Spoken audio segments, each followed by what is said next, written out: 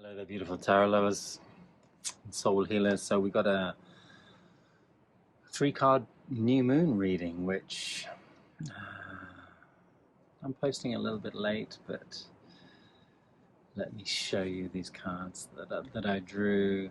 Strength being the first, the 6 of Wands, the 7 of Wands being the second, and the 9 of Pentacles being the third. So these 3 cards tell a story. Let me just spin you a little tale and see if any of this resonates, and I'd love to hear your comments.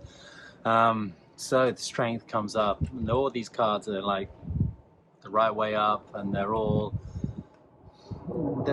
coming to give and to strengthen, in a way, a message of an energy inside of us, and the importance of this strength card coming up first is that it's saying, hey, get in contact with that lion. Obviously, in this card, it's the message is the purity of the damsel inside of us. The connection with the infinite inside of us is what really guides the strength and what really governs the strength. But in my experience, well, at least for those spiritual seekers, connecting to that divine, or at least tuning into the divine will, is key in order to channel our strength. But the biggest issue that we have a lot of the time these days is that we're afraid of the lion. The lion's come out. It's scared us inside of ourselves with our own actions more than 10 times in our life. It's scared us with that passionate, fiery, very physical presence of physicality and physical dominance in the world.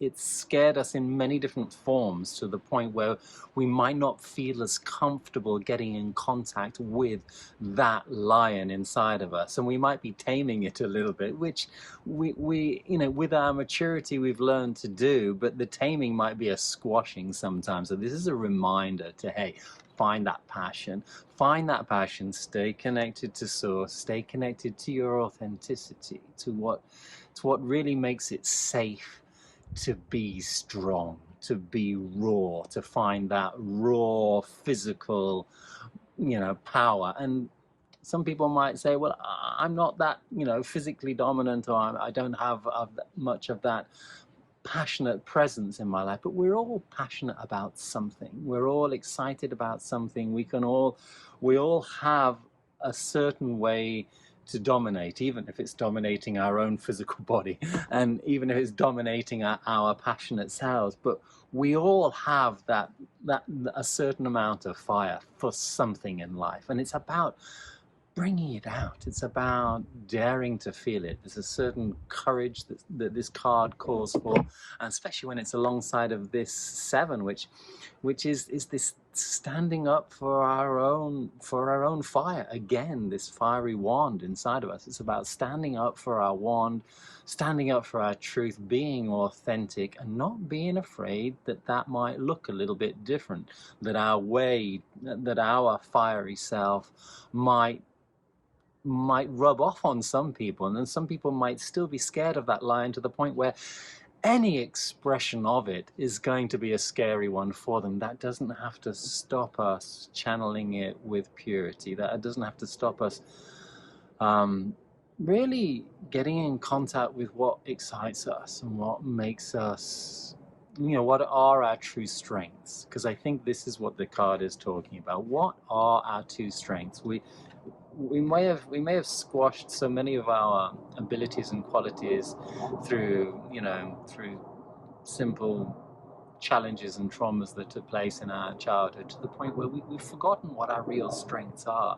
A good friend will tell you, a great partner will tell you, a wonderful person that can see you for who you are will help you see yourself. But it's important for us to see ourselves. It's important for us to really connect with what are our strengths, and to stand up for that expression of them.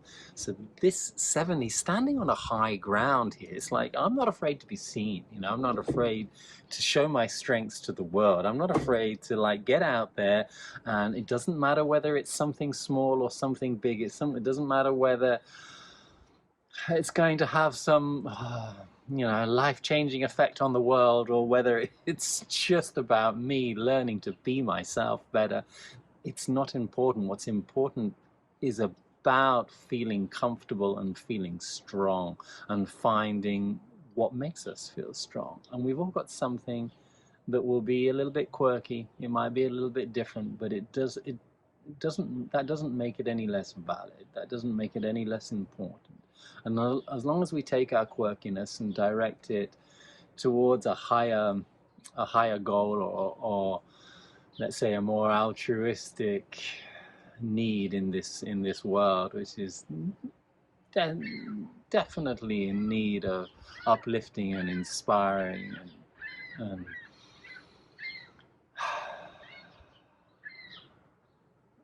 I feel that, I suppose this segues onto this last card, which is the 9 here. I feel that we need to find, so this is a card of abundance, right? We need to find what aspect of our lives we are abundant in. And this abundance in the physical realm, this abundance in this 9, this preparation, this setup for actually finding our home in the 10 is asking us to really connect with what abundance we actually have in our lives. And that might not be the abundance of money. It might not be, oh, I've got lots of time, but maybe it is. Maybe I've got time when I don't have money.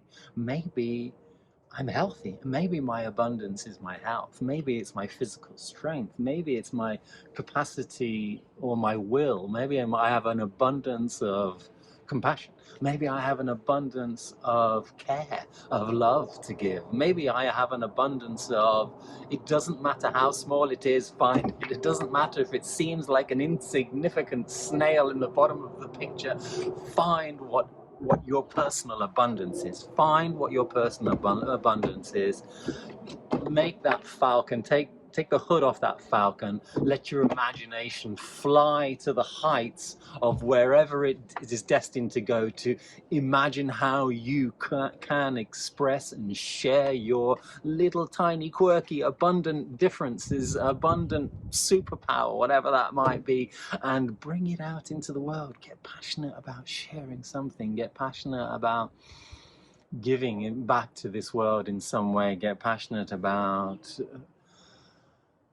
being powerful, being courageous, being inspired. Be passionate about who you potentially can be, and don't be afraid to take physical steps, active physical steps, to manifest that passion and make it real. I hope you've liked this very short reading for the new moon, and I hope you had a great new moon, which has just passed. But much love to you all, and love to hear your comments. Have a wonderful day, week, and see you in the full moon.